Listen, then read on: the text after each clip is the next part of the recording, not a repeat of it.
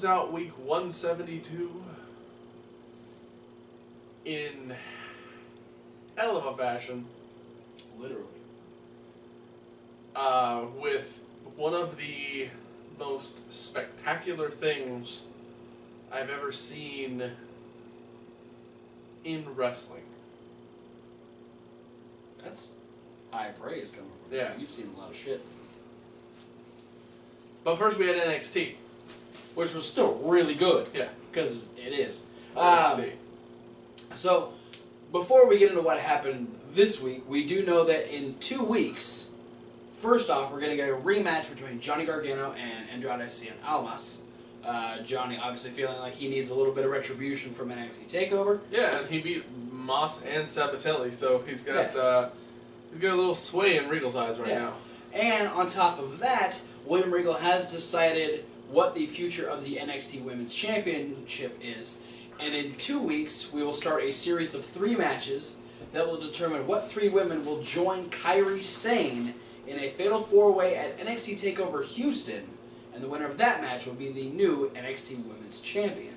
On top of what starts in 2 weeks, what about next week? Huge match next week. We heard from both champion and challenger, because next week we've got Drew McIntyre defending the NXT title for the first time against Roderick Strong. Yeah, Roddy was super intense, and, Drew understands. Drew's always intense. Drew said, hey, I said that if anyone wants a shot, all they gotta do is ask. Roddy did it. I'm proud of him. He stepped up. But he's also ready to fight.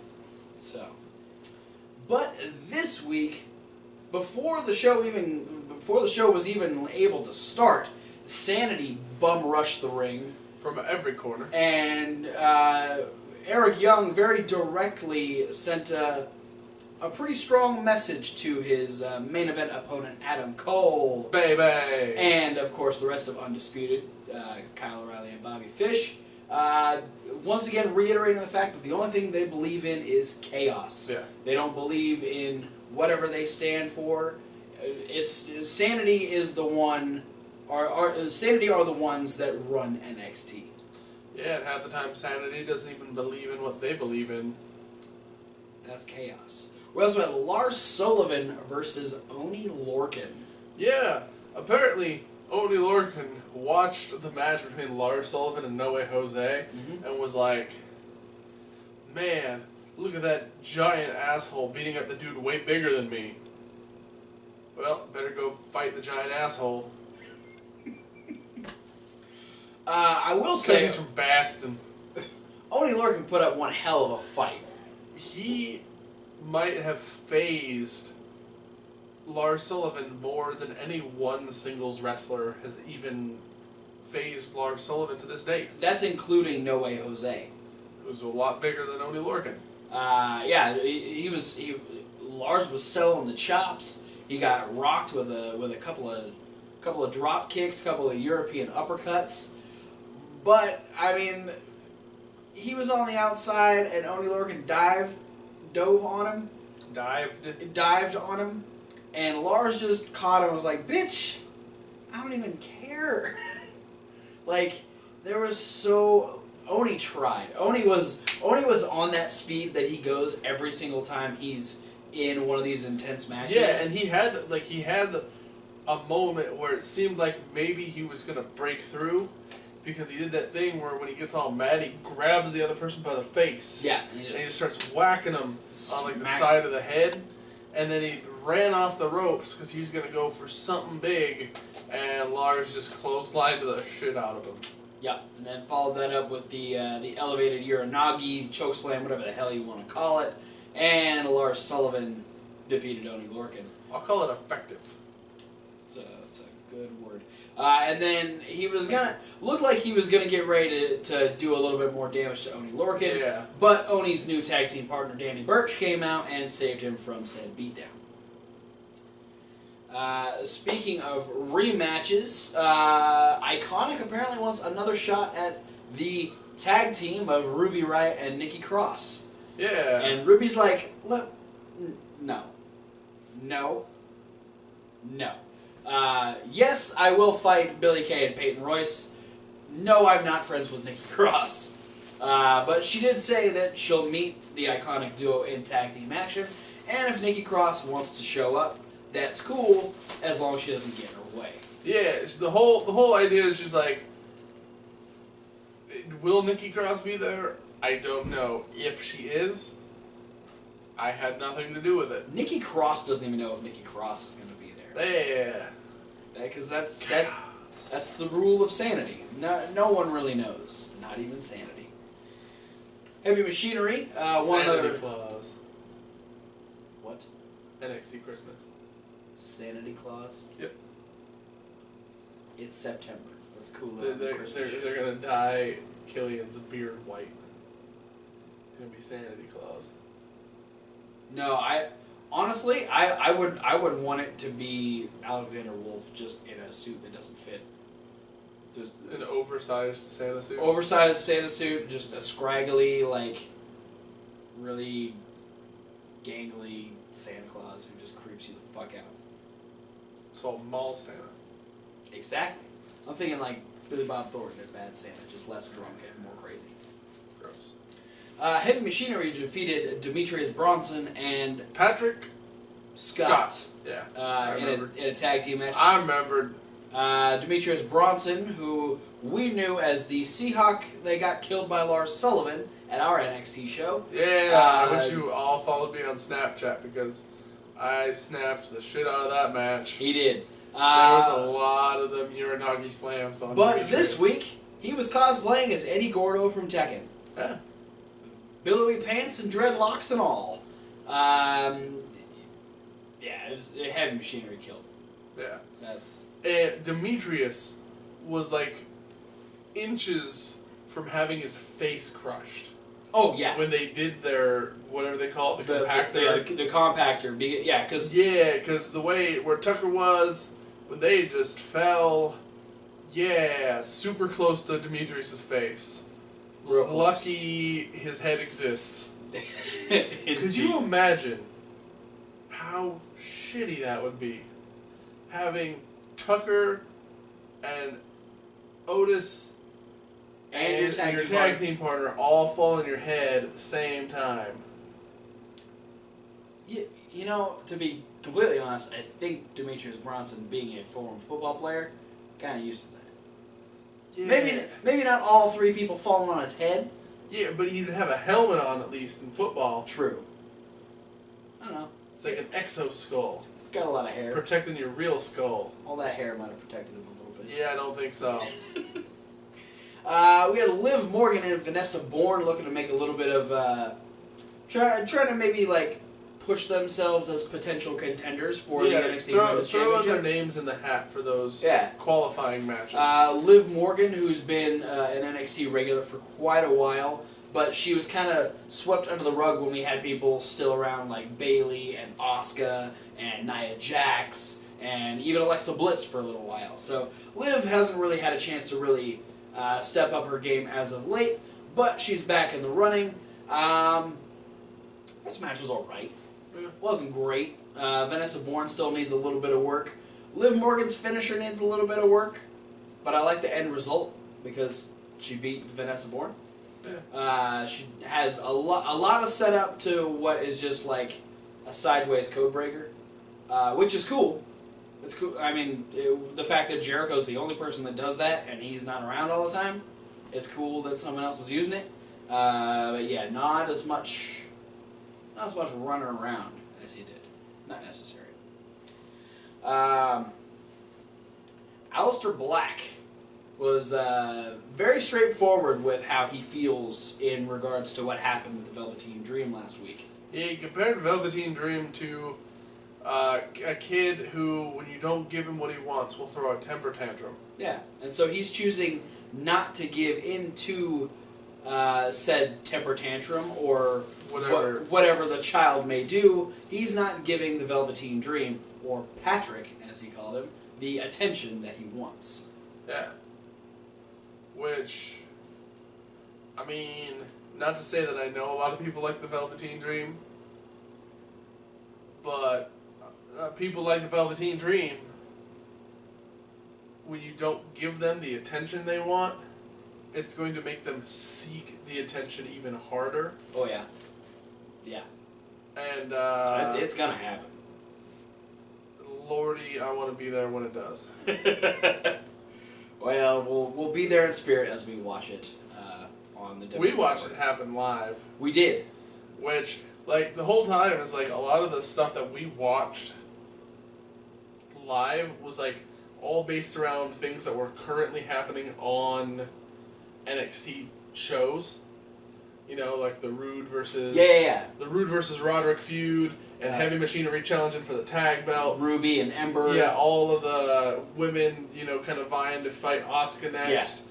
The one thing that wasn't tied into TV was the match between Aleister Black and Velveteen Dream, which ended up being like the best match of the night.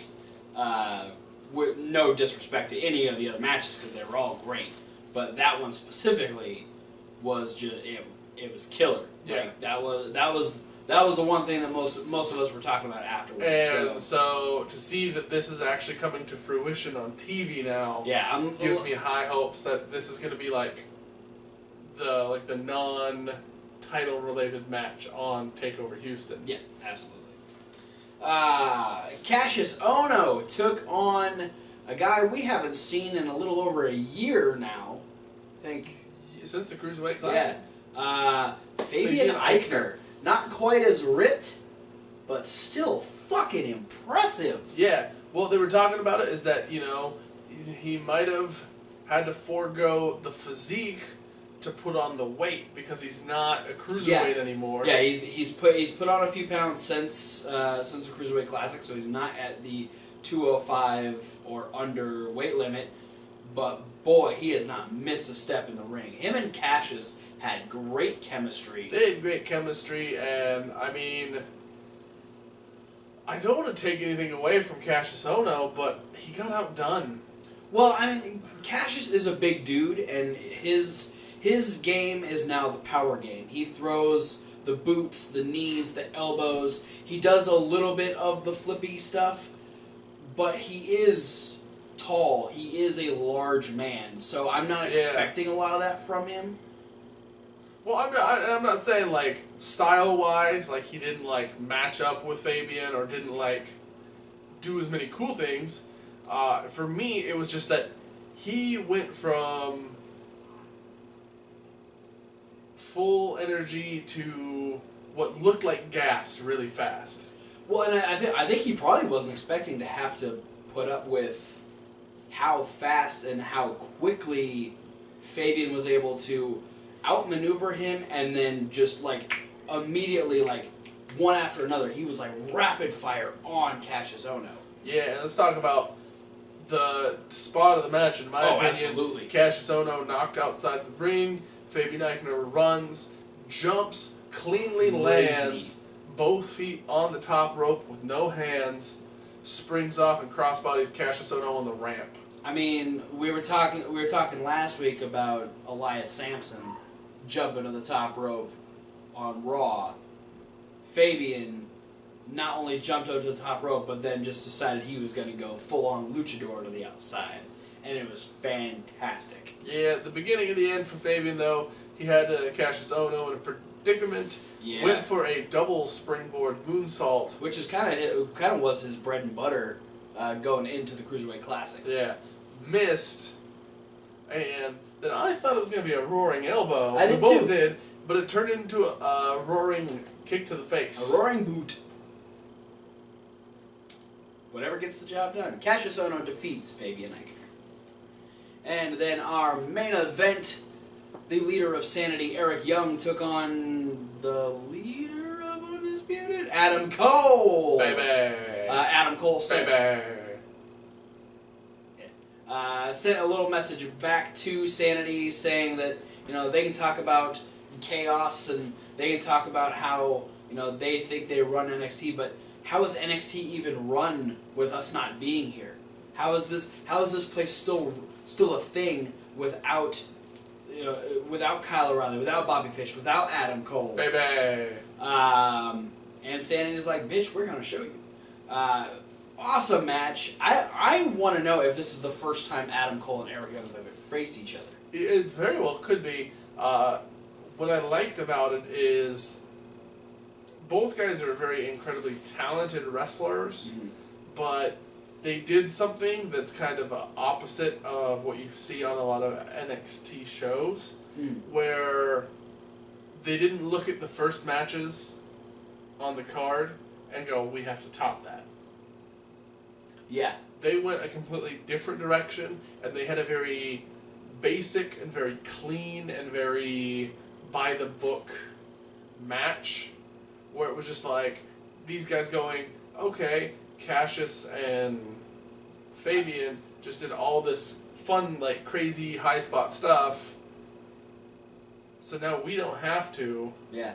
We're gonna do everything basic, but since these guys are so well-traveled and well-experienced, it comes off, like every move is clean, every move is crisp, every move looks like $1 million.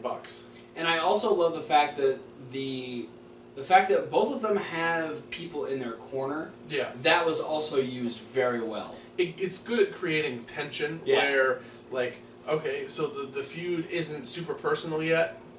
Yeah, it's still building as far as the issues between them. And it's not just a bunch of huge animosity between Eric and Adam. So having the people on the outside kind of being able to, like, fake each other out just helps build that up a little bit more. Yeah, and then you had that moment where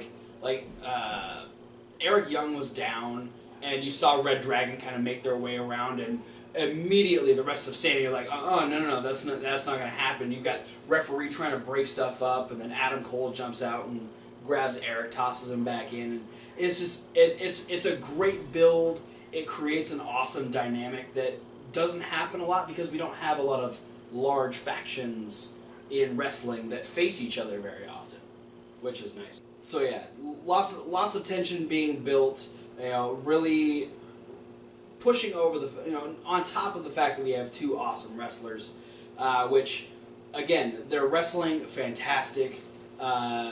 It's still kind of weird that Sanity is babyface. Yeah. I'm still trying to get used to that. It's kind of de facto, just by the way that Cole, Fish, and O'Reilly came in. Yeah. And started just doing attacking people. Exactly. That it's going to turn whoever they attack regardless. Yeah. As long as they keep doing it like they're heels. Yeah. And Eric Young took to it really well. He played babyface for most of his TNA run. So eventually, he's in control, up on the top rope, and is getting ready to hit that awesome elbow drop on Adam Cole. But the whole group is just fighting on the outside. Yeah, because Fish and O'Reilly both hopped up on the apron. Yeah.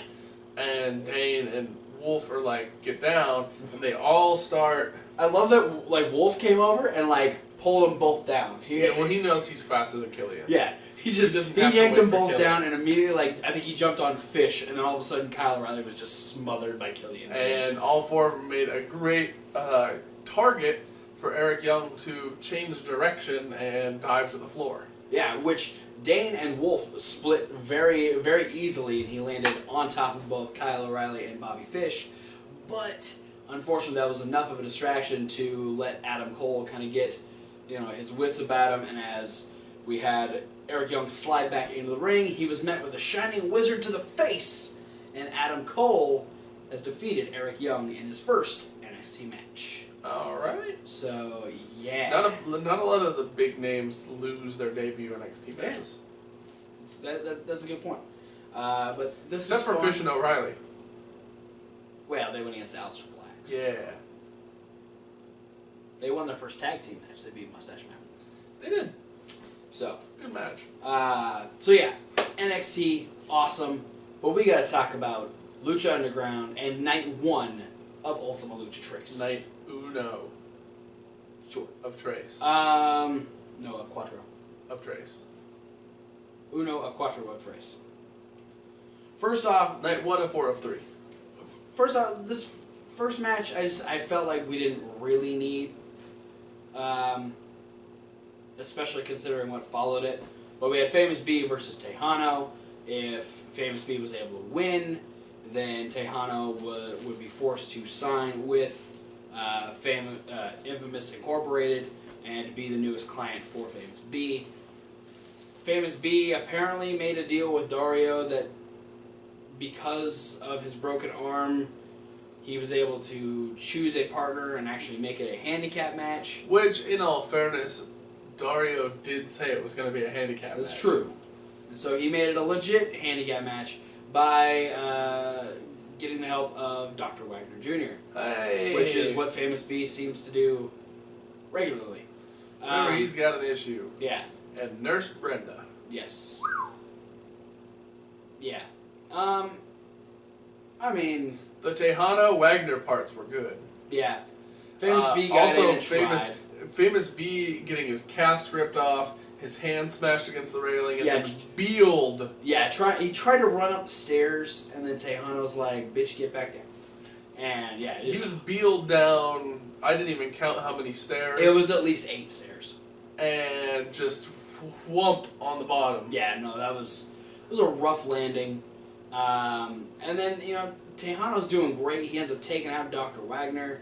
He ended up hitting the powerbomb on Dr. Wagner. Was trying to pin him, but the ref's like, no, Famous B is the one that's legal right now. He goes, okay. So he goes over. He's about to do the same thing to Famous B, and Brenda entices him to come over, kisses him, and that was enough for Famous B to roll him up and put his feet on the ropes.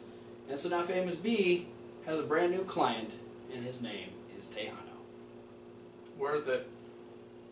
He did get to kiss Brenda. So Yeah, he tastes like barbecue sauce.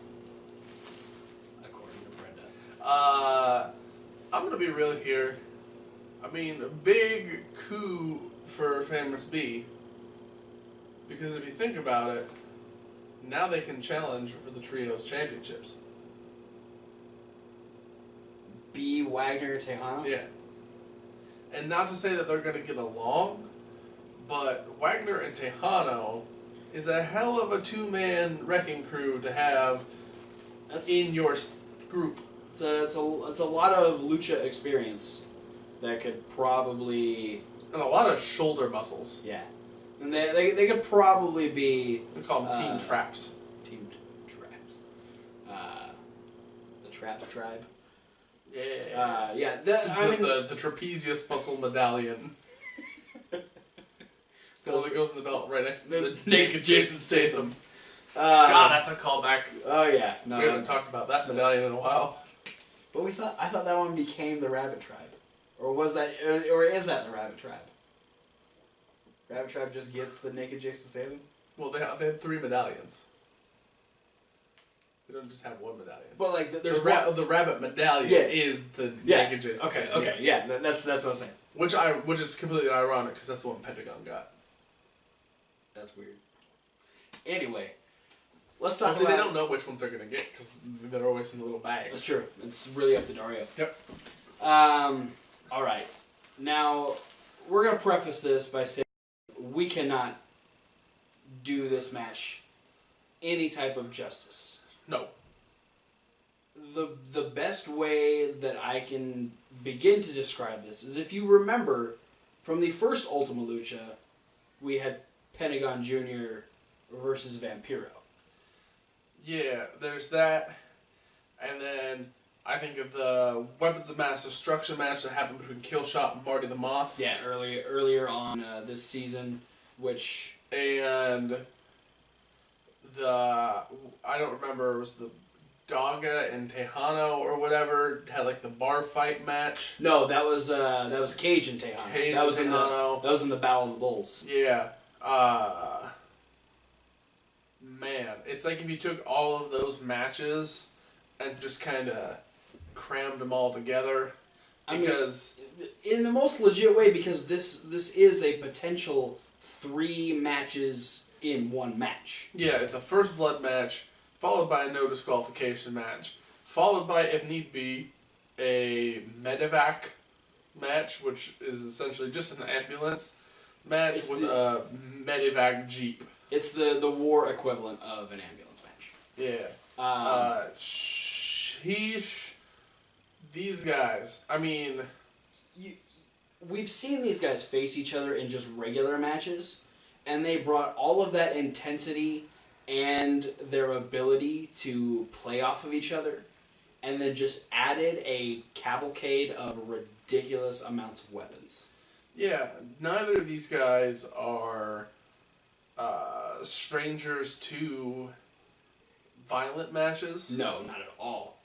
That's I mean, they're both well versed in a company that is revolving around that. So the fact that these guys came in swinging with chairs, ladders, more chairs, panes of glass, boards covered in barbed wire, Yeah. and then Dario's fucking Jenga of pain, as Matt Stryker called it. Yeah.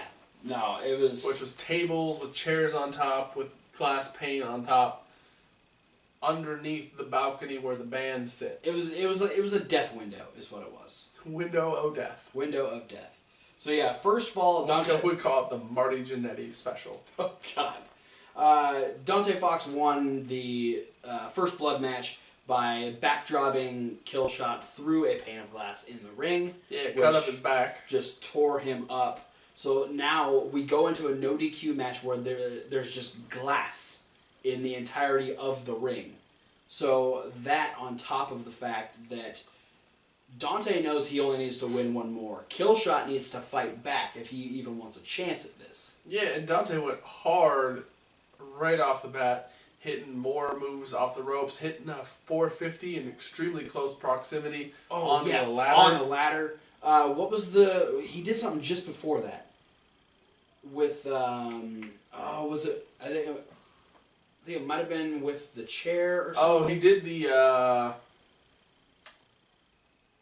he did some sort of a move that landed Killshot on the chair, and it the chair was sitting and he flattened the chair. He Spanish flied him. Yeah. Off of the top rope through, just crunching the chair, and then followed that up with the 450. So Dante Fox just did not slow down. No.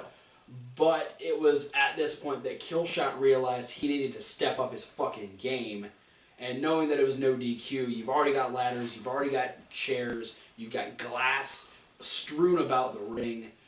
The only plausible place you can go is a barbed wire board. To which Dante Fox was powerbombed through. And then that was followed up by the cradle driver and... Vampiro had a name for it. It was like the Storm something driver. The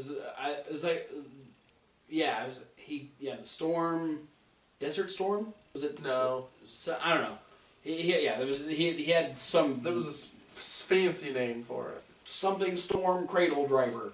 Killshot ends up making it 1-1, and then we go into the medevac, which... we see that there's the Jeep all set up. There's something in front of it. We don't know at first. Because there's two guys in army fatigue standing in front of the thing. Yeah. Because they have the gurney. Yes. In front of them. Yeah. To which the gurney just gets fucking destroyed. Yeah, because not only did Dante Fox get a Death Valley driver off of the ropes onto it, which pretty much would have rendered it useless had Killshot not had Rick Knox's help. Yeah. On top of that, there was the piece of flesh. Yeah, there was a little bit of Dante Fox that stuck to the gurney. That was so gross. But then Dante started fighting back, and he got himself most of the way undone off of the gurney because Killshot had him strapped in. But it was enough time of him wiggling around to get the straps off that Killshot just climbed up a couple flights of the bleacher seats, and he was able to jump off into that double stomp that he does, the kill stomp, which crushed the rest of the gurney. Yeah, and it was just fucking useless at that point. And then we're at the moment where... And that's when we see the reveal of the... Because they Marty Jannetty special. They start fighting towards the back, and Matt Stryker notices what that is, and he calls it Dario's Jenga... What did he call it? I think a Jenga of pain. Yeah, Jenga of pain, where... it's just this random assortment of just awful things that you could potentially use. Yeah, it's a layer of tables, with 4 chairs set up in the corners of this table square. And then it's holding up a wooden frame that's got a giant pane of glass in the middle of it. So it's literally everything that's been used in the rest of the match. With the exception of ladders. Yeah.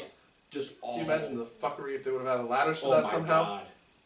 Well, under the tables? Technically, they kind of use the ladder because they're fighting in the back behind where the whole Medivac thing is set up, which is the large staircase that goes up to that platform where the band always plays.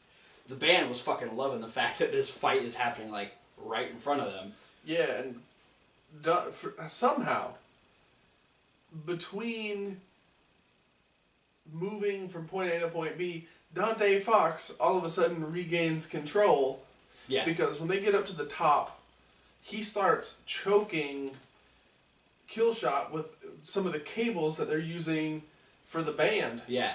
Which I loved Matt Stryker's cell. He's like, that thing's still plugged in. It's hurting my ears because it was like you can kind of hear the cables. Yeah, like it's making a feedback in the amp. It's like a really low resonating humming noise. Yeah, and so you see like Fox just has like death in his eyes. He's just trying to choke the life out of Killshot, and Killshot starts like fumbling around, and he finds like. And I love that you just get that one like the super convenient camera placed right where there's like 3 glass bottles. Yeah. And Killshot's able to like get his hand on one, so it's like just a quick camera view of him grabbing the bottle and then back to the. Yeah.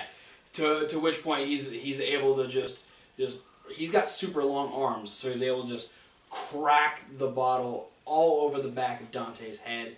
Dante drops the cables, takes a little like stutter step, and then swan dives through the Marty Jannetty special. The fuckery that is below, and there's a good like minute and a half of just seeing Dante laying in a pile of glass. Well, because Killshot's he's trying to crawling down the steps, and so he finally makes it down. He's able to get Dante out of the pile, and after that, the crowd is just kind of like in stunned silence, which is not something you see in Lucha Underground because the Lucha Underground fans, the believers, are always super hyped, always have just all this energy. And to see them, like, a few of them are still making noise, but to see most of them just like, I don't know what to do at this point. Like, it was a really strange thing to see in Lucha Underground, but it's followed by Dante Fox being slumped over the shoulder of Killshot, hucked into the back of the Medivac, the door slamming, Killshot wins the hell of war as the Jeep drives away with Dante Fox in the back. Yeah, Killshot goes back into the ring, grabs his dog tags, and we end, and the crowd is chanting, "Thank you, Killshot. Thank you, Fox." I have a feeling that if the potential Season 4 of Lucha Underground happens, we will see a tag team. I almost feel like, potentially, if Season 4 of Lucha Underground happens, neither of these guys are going to be in. I don't think so. I think this was their send-off. Well, we'll see if Season 4 happens. Or if not, then Dante Fox is gone. Think so? Yeah. I don't know. I see Killshot getting involved in some sort of storyline very similar to him and Marty the Moth, and Dante actually coming out and us assuming that he's going to attack him like he did during that feud, but actually saves Killshot and creates a tag team. I'd be okay with that. That's my guess. But next week we have Week Dose out of Quattro of Trace, where we have 3 matches set. Yeah, there's a Battle Royal, like I mentioned. With everybody. There's the Rabbit Tribe, there's the Mac, most of the Worldwide Underground. Yeah. Masquerita Sagrada. I'm pretty sure I saw Pimpinella on the thing. Possibly. I didn't catch all the names. There's a lot of names. Vinny was on there. Yeah, Vinny Massaro's on there. Lots of people. So, and this is one of Dario's unique opportunities, so this could lead to pretty much anything. Yeah. We've also got the very first match that was ever set for Ultima Lucha Trace at the beginning of Season 3, and that is Ivelisse versus Katrina. Yeah, Ivelisse makes her return to the temple. to finally squash this beef with Katrina, who cost her victories at both previous Ultima Luchas. Yeah. And then in the main event, we have the Luchas de Apuestas, as we have Phoenix's mask versus Marty the Moth's hair on the line. A heated feud that comes to a head next week on Lucha Underground. But for now, guys, thanks for watching. Don't forget to like, comment, subscribe. Click the links down below. There's a ton of links. Like a podcast. That's the SoundCloud link. And Reasonable Wrestling Fans. That's Reasonable with a W. Like wrestling. Coming up this week, you'll be able to see our brand new unboxing as Pro Wrestling Crate takes on Wrestle Crate. Which one becomes the new unofficial box of the Wrestling Rundown / Reasonable Wrestling Fans? You'll find out this weekend. But for now, guys, thanks for watching, and we'll see you at whatever video you decide to watch next. It's a fucking good match. Hell yeah. Fuck it.